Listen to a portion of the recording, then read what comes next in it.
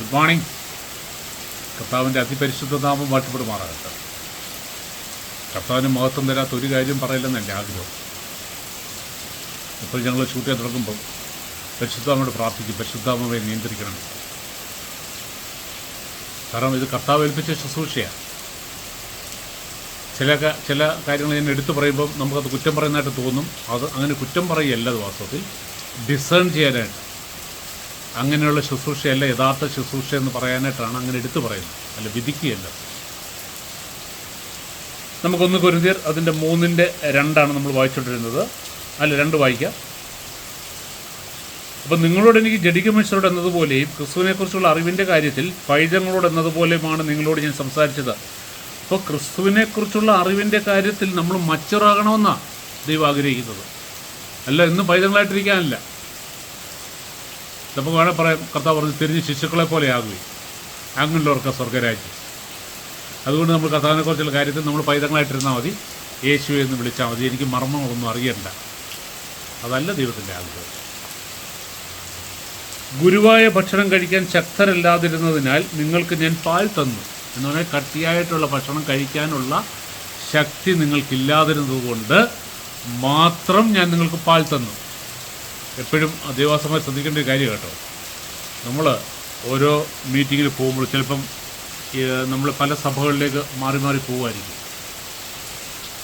അപ്പം ഞാനവിടെ ചെല്ലുമ്പോൾ ഞാൻ അവിടെയുള്ള ദേവാസന്മാരോട് ലീഡർഷിപ്പ് ഇവരോട് ചോദിക്കും, ഇവിടെയുള്ള ആൾക്കാരുടെ ഒരു ആത്മീയ നിലവാരമാണ്. അപ്പോൾ അവർ പറയും അതിൽ മെജോറിറ്റിയും പുതിയ ആൾക്കാരാണ്. ചിലർ മെജോറിറ്റി വർഷങ്ങളായിട്ട് സഭയിലുള്ളവർ. അപ്പോൾ പരിശുദ്ധാത്മാവ് നമുക്ക് ഡിസേൺമെൻറ്റ് തരും. അവരോട് എന്താ സംസാരിക്കേണ്ടത്, പാലാണോ കൊടുക്കേണ്ടത്, കട്ടിയായിട്ടുള്ള ആഹാരമാണോ കൊടുക്കേണ്ടത്. കാരണം കട്ടിയായിട്ടുള്ള ആഹാരം കൊടുത്തവർക്ക് ദഹിക്കത്തേയില്ല. ശിശുക്കളാണെങ്കിൽ പുതിയ ആൾക്കാരാണെങ്കിൽ കട്ടിയായിട്ടുള്ള ആഹാരം കൊടുത്താൽ ദഹിക്കത്തില്ല. പിന്നെ നമുക്ക് പാലല്ല കുറുക്ക് കൊടുക്കാം, കുറച്ചുകൂടെ രണ്ടും കൂടെ മിക്സ് ചെയ്ത്. അപ്പോൾ ദൈവസം ഒരു ഡിസേൺ ചെയ്യണം. അല്ല ഞാൻ എനിക്ക് എവിടെയെങ്കിലും എനിക്ക് വളരെ ചുരുക്കമായിട്ട് മീറ്റിങ്സ് കിട്ടാറുണ്ട്.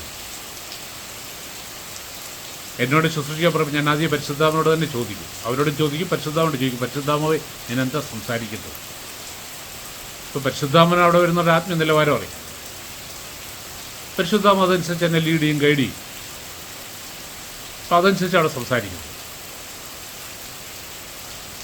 അപ്പോൾ ഗുരുവായ ഭക്ഷണം കഴിക്കാൻ ശക്തരല്ലാതിരുന്നതിനാൽ ഞാൻ നിങ്ങൾക്ക് പാൽ തന്നു.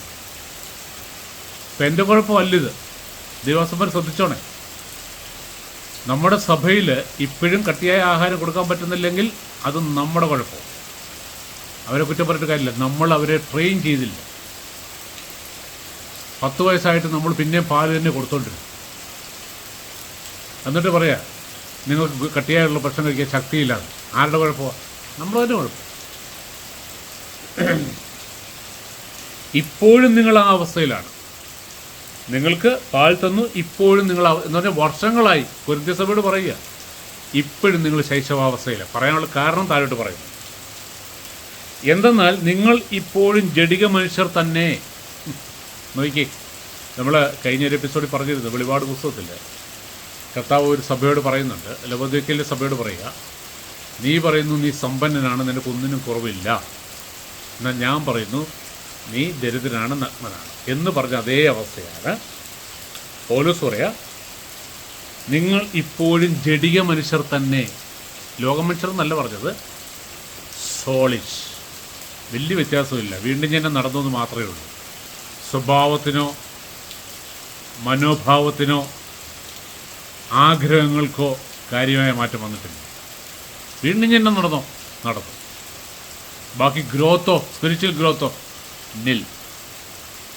ഞാനിത് പറയുമ്പോൾ പരിശോധിച്ചു കേട്ടോ നമ്മളിവിടെയാണ് നിൽക്കുന്നത്. ഇന്ന് പോൾ നമുക്കൊരു ലെറ്റർ എഴുതുവാണെങ്കിൽ നമ്മളോട് ഇങ്ങനെയാണോ അഡ്രസ്സ് ചെയ്യുന്നത്, അതോ നിന്നെക്കുറിച്ച് സന്തോഷിക്കുന്നതാണോ പറയുന്നതെന്ന് നമ്മളതിനെ ചിന്തിക്കണം. അല്ലെങ്കിൽ നമ്മുടെ സഭയെക്കുറിച്ച്. നിങ്ങളിപ്പോഴും ജഡിക മനുഷ്യർ തന്നെ. ഇനി എൻ്റെ റീസൺ പറയാം. നിങ്ങൾ ജഡിക മനുഷ്യരാണെന്ന് പൗലോസ് പറയാൻ റീസണുണ്ട്, അത് പറയാം.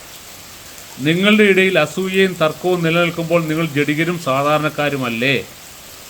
നിങ്ങളുടെ ഇടയിൽ, ശ്രദ്ധിച്ചോ, നമ്മളായിരിക്കുന്ന സഭയിൽ അസൂയയും തർക്കവും നിലനിൽക്കുന്നുണ്ടെങ്കിൽ നിങ്ങൾ ജഡികര, ആത്മീയരല്ല.